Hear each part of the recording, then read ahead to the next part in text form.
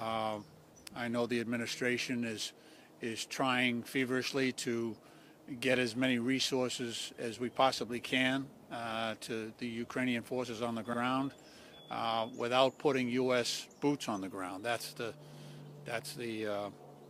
difficulty. But I do give great credit to President Biden for his ability to pull together the 30 countries of NATO, as well as other countries, to increase the level of sanctions and widen the scope of those sanctions, turning up the heat on Vladimir Putin. But again,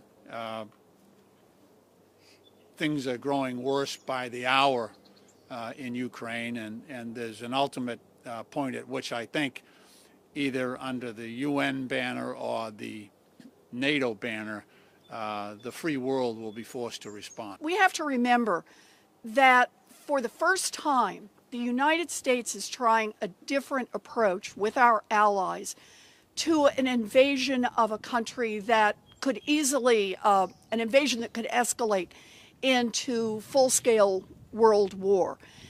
We are trying to use an economic response. We're trying to help the Ukrainians with a military defense, but we're trying to use an economic response that is sufficiently painful to Vladimir Putin personally, to the Russian government, and to the Russian oligarchs that support Vladimir Putin.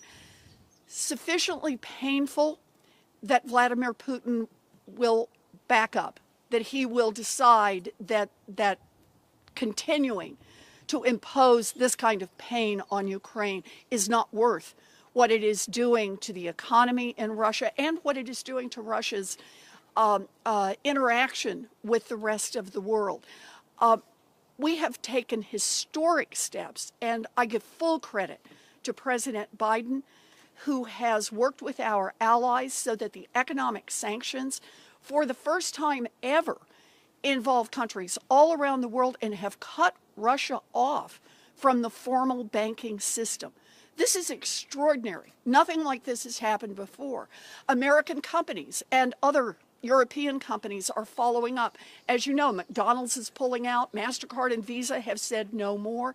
I think it's important that we also plug another hole in the bucket, and that is to make sure that the Russian oligarchs and the Russian government don't have the opportunity to move to crypto as a way to be able to continue financial transactions or to hide money.